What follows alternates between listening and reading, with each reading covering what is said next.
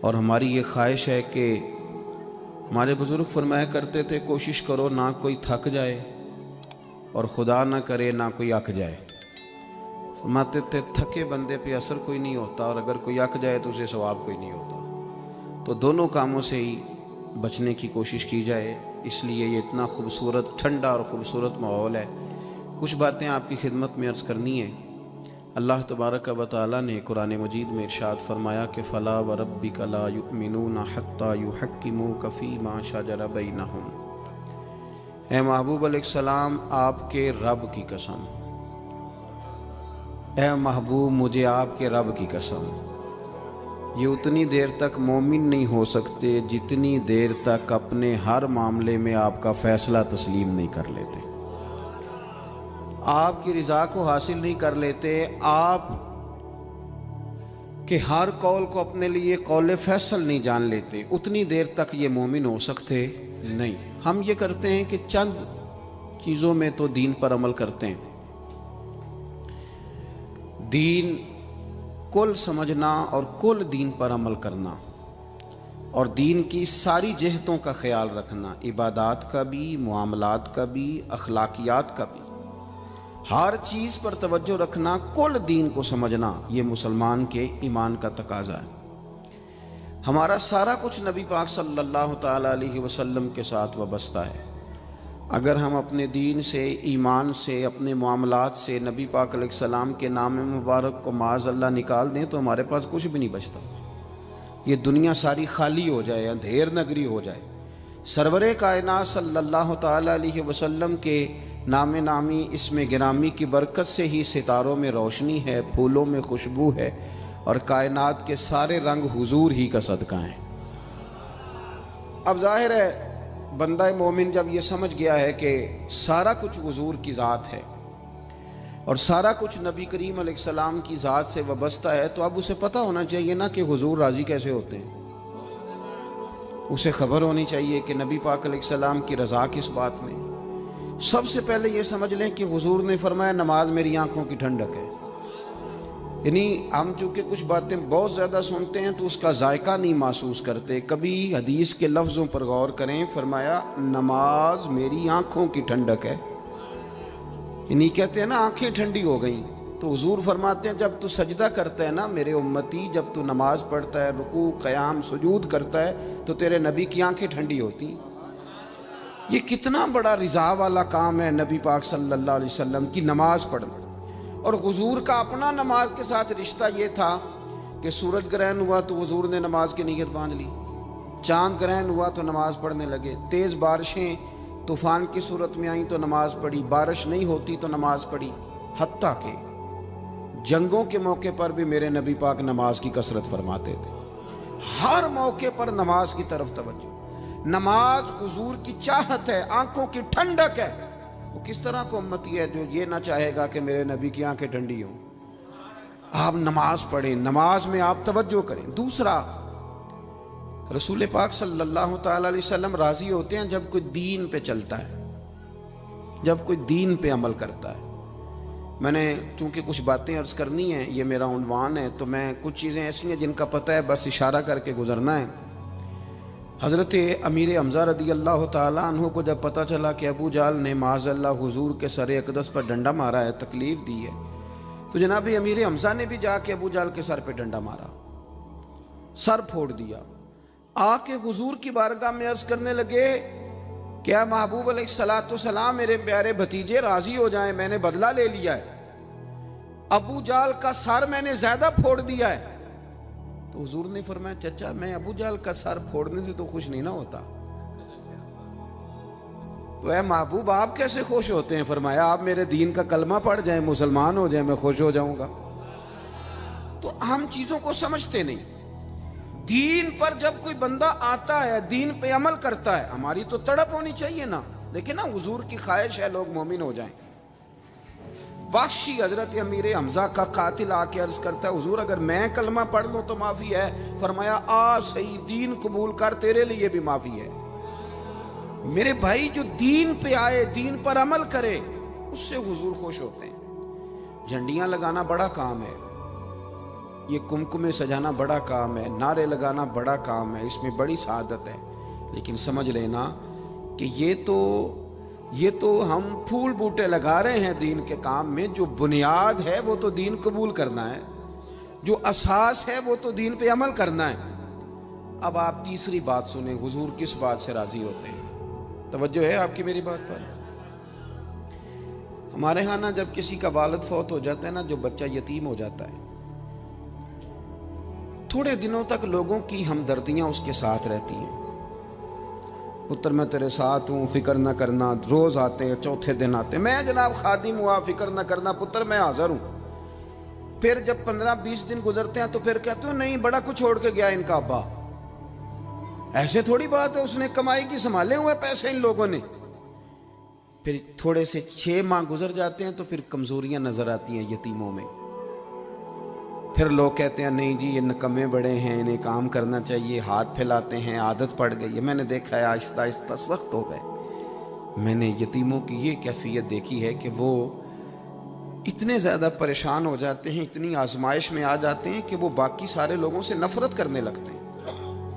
کہاں گئے وہ کل جو کل والے دن آ کے کہہ رہے تھے مجھے بتاؤ میں روٹی پکاتا ہوں، 10ویں میں مجھے یاد کرنا، بھول گیا انہیں سارا کچھ۔ وہ جس نگاہ سے اپنے بچے کو دیکھتے ہیں اس نگاہ سے دیکھتے ہی نہیں۔ سخت گیر ہو جاتے ہیں وہ لوگ جب ان کے سروں سے سایہ اٹھتا ہے اور ان کے اپنے ان کے قریب نہیں جاتے۔ آؤ نا، یہ نبی پاک کو راضی کرنے والا کام ہے۔ میرے رسول پاک نے فرمایا میں اور یتیم کی پرورش کرنے والا۔ اگر کبھی آپ ان جملوں پہ غور کر لیں تو مزہ آ جائے۔ حضور نے فرمایا میں اور یتیم کی پرورش کرنے والا، کفالت کرنے والا اس طرح جوڑ کے جنت میں جائیں گے جس طرح میری 2 انگلیاں جڑی ہوئی ہیں۔ اتنا زیادہ حضور راضی ہیں، اتنا قرب ملے گا، 2 انگلیوں کی طرح جوڑ کے حضور کے ساتھ جنت میں جائے گا۔ وہ اپنے پرائے کا غم کھانے والا، مرادیں غریبوں کی بر لانے والا، مصیبت میں غیروں کے کام آنے والا۔ میرے عزیز نبی پاک صلی اللہ تعالیٰ علیہ وسلم نے کہا تم نہ عشق شوئی کرو۔ چوتھا کام کیا ہے حضور کو راضی کرنے والا؟ سبق بھولتا نہیں جا رہا آپ کو؟ پہلا کیا بتایا ہے؟ اللہ تو ہم خوش رکھے 4-5 بندیاں نو یاد ہے ماشاءاللہ۔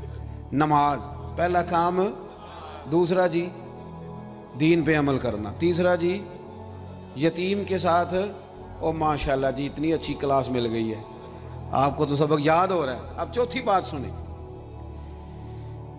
آپ نے بڑا سنا ہے بیٹیوں کے بارے میں ہمارے رویے بڑے میٹھے ہیں، بڑے اچھے ہیں، بیٹی او جی تی آ گئی سی بوئے تھے، یہ ساری باتیں بڑی خیر کی، بڑی خیر کی، پر ناراض نہ ہونا۔ بیٹی کو نا پیار بھی دیتے ہیں، بیٹی کے نام پہ روتے بھی ہیں، بڑا کچھ کرتے ہیں، پر بیٹیوں کو حصہ نہیں دیتے۔ اور یہ حصہ صرف کروڑ پتی آدمی کا تو نہیں بنتا، جس کا 5 مرلے کا مکان ہے اس کی بیٹی کا بھی حصہ بنتا ہے۔ چودھریوں پہ اعتراض کرنا، سیٹھوں نوابوں پہ اعتراض کرنا، جاگیرداروں پہ اعتراض کرنا، وہ جو حصہ نہیں دیا آپ نے دیا ہے۔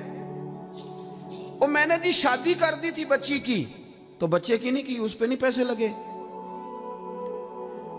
میں نے جناب یہ حال کر دیا تھا کہ میں نے جناب وہ بچی کو نا جی جہیز اتنا دے دیا، تو وہ بیٹے نے 3 دفعہ کام شروع کر کے جو ضائع کیا ہے کاروبار، وہ نہیں نظر آیا۔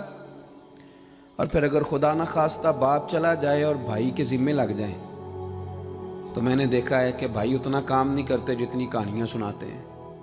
تیرا فلاں بھی میں نے کیا، فلاں بھی میں نے کیا، بھئی تیری بہن تھی تو نہیں کرنا تھا۔ اور یارو بیٹی کا پیار، حضور اس سے راضی ہوتے ہیں، حضور راضی ہوتے ہیں۔ نبی پاک علیہ السلام نے فرمایا جس کے حصے میں 4 بیٹیاں آئیں، یا 3 بیٹیاں آئیں، یا 2 بیٹیاں آئیں، مختلف روایتوں میں لفظ ہے، یا فرمایا 1 بیٹی آئی، تیاں لئی پردیس میں بابل تے پتراں لی جاگیراں، چپ رہنا تے منہ کچھ بھی نہ کہنا، تیاں دیاں تقدیراں۔ بیٹی کا وہ مقام جو حضور صلی اللہ علیہ وسلم جس سے راضی ہوتے ہیں، اس مقام پر توجہ کریں۔ آج بھی بیٹی ڈری ڈری سی سہمی سہمی سی گھر آتی ہے، سہمی سہمی۔ اور میں نے وہ والی بیٹیاں بھی دیکھی ہیں کہ شوہر کہہ رہا ہے کہ جا حصہ لے کے آ، تو وہ کہتی ہے میں حصہ مانگنے گئی تو میرا وہ دروازہ بھی بند ہو جائے گا. بھائی کہندا حصہ لے لے تے پرت پھر مرے دا منہ نہ ویکھی. اتنی مشکل میں بیٹی کو ڈال دیا. سنو نا حضور نے فرمایا جس کے ذمے 2 3 یا 1 بیٹی بھی آ گئی، فرمایا اس کی صحیح پرورش کر کے عزت سے رخصت کر کے آ جائے، حضور فرماتے ہیں میں اس کا بازو تھام کے جنت میں ساتھ لے کے جاؤں گا.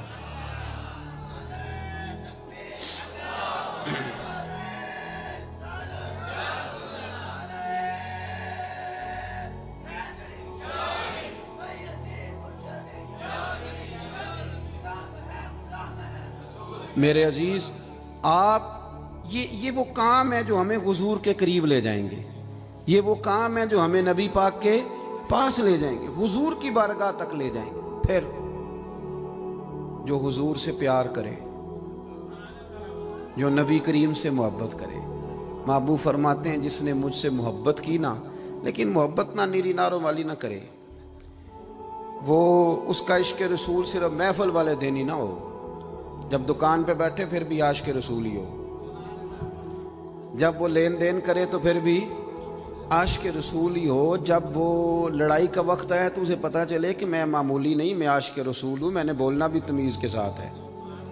میں چونکہ مجھے لوگ کہتے ہیں حضور سے محبت کرنے والا، تو اس کے رویوں سے بھی پتہ چلے کہ حضور کا پیارا ہے. لوگ نا، میں اپنے سنگیوں سے، پیر بھائیوں سے اکثر کہتا ہوں کہ گھر جا کے کوئی بندہ اپنے پیر صاحب کی بڑی تعریف کرے نا، تو پھر اپنی بیوی کو گالی دے تو بیوی کہتی ہے دسیا تینوں پیر صاحب نے.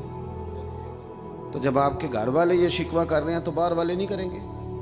آپ کا عملی انداز بھی تو ہو نا حضور سے محبت کا. عملی انداز یعنی آپ کے لہجوں سے محبت ٹپکے، آپ کے انداز سے پیار ٹپکے.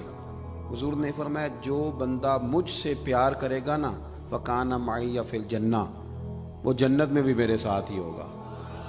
محبت مصطفیٰ ایمان کی جان ہے. آگے بڑھیے. چھٹی بات، جو حضور کو راضی کرنا چاہے وہ درود پاک زیادہ پڑھے. یہ جو درود شریف ہے نا، جو لوگ کہتے ہیں نا میری طبیعت کڑوی کڑوی سی رہتی ہے، پتہ نہیں تلخ رہتا ہوں، دل نہیں لگتا، وہ دوائی بھی تو کھاتی ہیں نا پابندی کے ساتھ، بلڈ پریشر بھی تو چیک کرتے ہیں نا پابندی کے ساتھ، مشورہ دیتے ہیں نا ڈاکٹر کہ بلڈ پریشر چیک کرنا، چوتھے دن شوگر چیک کرنا، یہ ساری مصیبتیں بھی تو کرتے ہیں نا. تو جو کہتے ہیں نا پریشان رہتا ہوں، وہ کچھ دن نا پابندی سے درود شریف بھی پڑھ کے دیکھے. ادھر دیکھو میں کیا کہنے لگا ہوں. درود پاک پڑھنے والے بندے کے نا چاروں جانب رحمت ہی رحمت آ جاتی ہے. نہیں، مجھے پتہ ہے نا کہ آپ کی توجہ کس بات پہ ہے. آپ زیادہ توجہ کریں گے تو بات کر لو تو زیادہ آئے گا. چاروں جانور. اچھا چلے میں چونکہ پیر صاحب ہوں، مولوی صاحب ہوں، کافی لوگ، میرا خیال ہے، میرا گمان ہے کہ کافی لوگ مجھے جانتے ہیں. گمان ہو جاتا ہے نا جب گاڑی کے پیچھے لوگ بھاگتے ہیں تو بندے کو بڑی غلط فہمیاں ہوتی ہیں. حالانکہ ڈرنا ہی زیادہ بہتر ہے، ڈرنا ہی زیادہ بہتر ہے. اللہ تبارک و تعالیٰ اپنی خفیہ تدبیر میں جب فیصلہ کرے تو رحمت والا فیصلہ کرے، اور اللہ ہماری پردہ پوشی کرے. یہ بندے کو غلط فہمیاں ہو جاتی ہیں نا. آپ کبھی پروٹوکول والے بندے دیکھیں نا، پروٹوکول والے 2 گاڑیاں آگے 2 گاڑیاں پیچھے، اور ادھر بھی بندے بھاگ رہے ہیں ادھر بھی بندے بھاگ رہے ہیں. چلیں جو بھاگ رہے ہیں ان کا تو مجھے نہیں پتا، پر جو اندر بیٹھا اسے مزہ بڑا آتا ہے. وہ میری گڈی مگر پہ بج دیں. یہ مطلب حالانکہ یہ مقام لطف لینے کا نہیں، یہ ڈرنے کا مقام ہے، یہ خوف کا مقام ہے. آپ پروٹوکول دیکھیں کبھی، پروٹوکول. آپ کے سیاستدانوں کو اتنا زیادہ پیار نہیں پاکستان سے، الا ماشاءاللہ. وہ تو یہاں آئیں نہ موج کریں باہر ہی، وہ تو اس لیے آتے ہیں کہ وہاں ان کی گاڑی کے پیچھے کوئی نہیں بھاگتا، یہ مزہ لینے آتے ہیں. نعرہ کوئی نہیں لگاتا تگڑا کر کے. وہاں خود اکیلے سڑکیں پار کرنی پڑتی، وہاں خود دوڑ دھوپ کرنی پڑتی ہے. یہ مزہ جو ہے نا یہ کھینچ کے یہاں لاتا ہے. او بھائی چاروں جانب کارکن ہو، مرید شاگرد دونوں تو بڑا مزہ آتا ہے، اور اگر چاروں جانب خدا کی رحمت ہو تو، چاروں جانب رحمت ہو تو کیسے ہو. حضور نے وعدہ فرمایا تو 1 بار درود پڑھ، اللہ 10 رحمتیں نازل کرے گا.